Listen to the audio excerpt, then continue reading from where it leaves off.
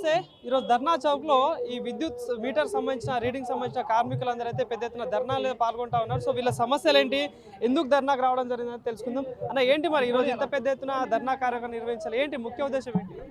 ఈరోజు metre readers ఇంత పెద్ద ఎత్తున హైదరాబాద్ ఇందిరా పార్క్లో ధర్నా చౌక్లో ధర్నాకు తిండి తిప్పలు నీరు నింపేది లేకుండా కూర్చొని కారణం ఏంటంటే గత 20 సంవత్సరాలుగా విద్యుత్ శాఖ డిపార్ట్మెంట్ నమ్ముకొని మేము అహర్నిశలు పనిచేస్తున్నాం.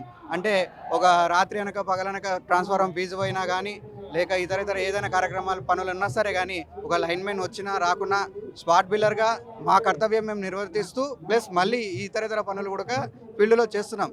కానీ చాలి వేతనాలు ఇస్తున్నారు.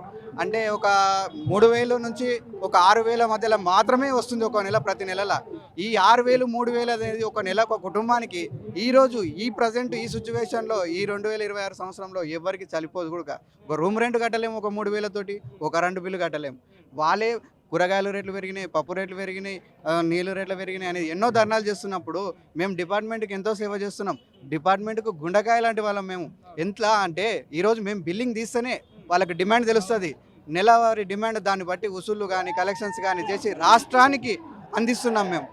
మేము పని చేస్తున్నాం, కష్టపడుతున్నాం. కానీ మాకు ఎలాంటి వసతులు లేవు, మాకు ఎలాంటి మేము పెద్దగా డిమాండ్లు కూడా ఏం కోరలేదు. చాలి వేతనాలు అనేది తీసేసి పీస్ రేట్ విధానం అనేది రద్దు చేసి మాకు నెలసరి పని దినాలు కల్పించు, అమౌంట్ ఇవ్వమంటాం. అంటే ఉత్తిగా మేము అమౌంట్ అడగట్లేదు. మేము నెల రోజులు పని చేస్తున్నాం, పని చేసే దానికి అమౌంట్ ఇవ్వండి అంటున్నాం. కానీ ఉత్తిగా మేము ఈ బిల్లింగ్ మాత్రమే చేస్తాం, దానికి అమౌంట్ పెంచండి అని మేము అన్యాయంగా మేము డిమాండ్ చేయడం లేదు. దీంతోపాటు ప్రతి కొత్త జిల్లాలలో కొత్త సబ్స్టేషన్లు ఓపెన్ అయినాయి. అక్కడ సబ్స్టేషన్లో ఆపరేటర్ల కొరత ఉంది, చాలా పెద్ద ఎత్తున ఉంది.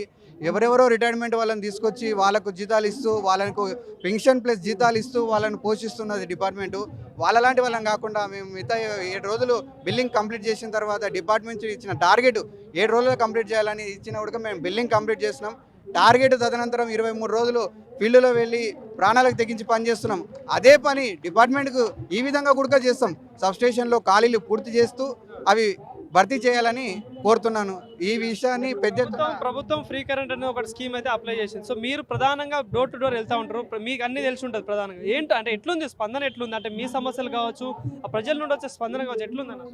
ప్రజలు కానీ కొంతమంది అధికారులు కానీ మాకేమంటున్నారంటే, మీరు ధర్నా చేస్తారా, ప్రభుత్వానికి మీరు వినతి పత్రాలు ఇస్తారా, చేయండి, మా వంతు మద్దతు మీద ఉంటుంది అంటున్నారు. ఎందుకంటే మేము ప్రత్యక్షంగా డోర్ టు డోర్ తిరుగుతున్నాం.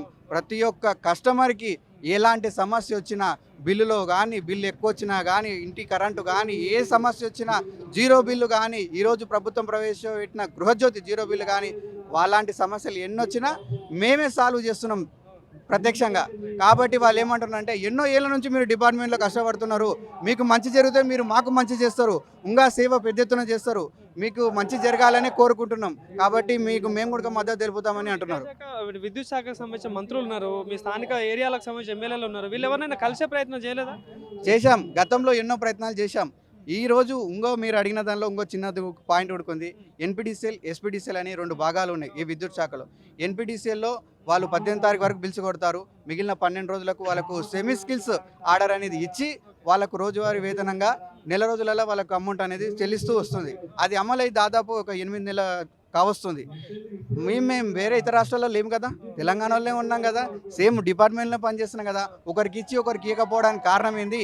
మాకు కూడా ఎస్పీడీసీఎల్లో కూడా అదే విధాన్ని అమలు పరచామని ప్రధాన అంశంగా మేము ఫస్ట్ అడిగాము. దానికి మెమోరాండం సీఎండి గారికి ఇచ్చాము, మంత్రులకు ఇచ్చాము, నాయకులకు ఇచ్చాము, అధికారులకు ఇచ్చాము, అందరికీ ఇచ్చాము. కానీ ఈరోజు అవుతుంది, రేపు అవుతుంది, వచ్చే నెల చేస్తుంది, అట్టొచ్చే నెల చేస్తామని ఎన్నోసార్లు దినాలు గడిపిస్తున్నాయి. 8 నెలలు గడిచిపోయినాయి. ఓపిక భరించలేక ఈరోజు పెద్ద ఎత్తున ముందస్తు అరెస్టులు చేస్తాయని చెప్పి తెల్లాలు 3 గంటలకు లేచి రెడీ అయ్యి ఈరోజు హైదరాబాద్కు చేరుకున్నాం. ప్రతి ఒక్క కార్మికుడు నిద్రాహారాలు మాని తిండి తిప్పలు మారొచ్చాం. చుట్టుముట్టున్న ఎస్పీడీసీఎల్ పరిధిలో పనిచేస్తున్న ప్రతి మూల ఉన్న గ్రామ నుంచి రాష్ట్రం మొత్తం నలుమూలలో ఉన్న ప్రతి మూల గ్రామం నుంచి వచ్చిండు ప్రతి ఒక్క కార్మికుడు ఈడికి.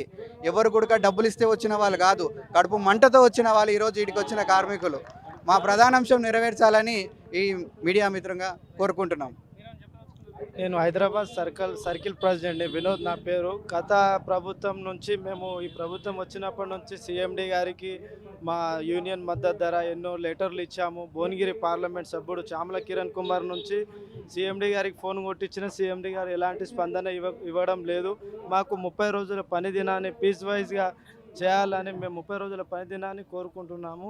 మాకు కాంట్రాక్ట్ల ఏజెన్సీ వలన వాళ్ళకి దాదాపు మా మీద 3 లక్షల దాకా మిగులుతున్నాయి. కాంట్రాక్ట్స్ వాళ్ళకి రద్దు చేసి మా 30 రోజుల పని దినాన్ని కల్పించగలరని మా డిమాండ్ చేస్తున్నాము. ఇందిరా చౌక్ దగ్గర ధర్నా పెట్టాము. ఈ స్పందన ప్రతి ఒక్క ఎమ్మెల్యేలకి లెటర్లు ఇచ్చినాం, గతంలో మళ్ళీ ఇచ్చాము. నేను సీఎం కాకముందు ఇట్లా రేవంత్ రెడ్డి సార్కి లెటర్ ఇచ్చాము. సీఎం అయిన తర్వాత ఇట్లా మాకు అపాయింట్మెంట్ ఇస్తలేరు. ఇంతవరకు ఇక్కడికి వచ్చాము. కోమటిరెడ్డి వెంకటరెడ్డి సార్ దగ్గరికి ఇట్లా వెళ్ళాము, ఎలాంటి స్పందన లేదు మాకు ఇప్పటి వరకు. సిఎండి గారికి ఇట్లా లెటర్ ఇచ్చాము, ఎలాంటి స్పందన లేదు. ఫైనల్గా మాకు 30 రోజుల పని దినాన్ని కల్పించే వరకు ఈ పోరాటం కొనసాగిస్తూనే ఉంటాం. పోరాటం అనేది ఆపేదే లేదు పరిస్థితి.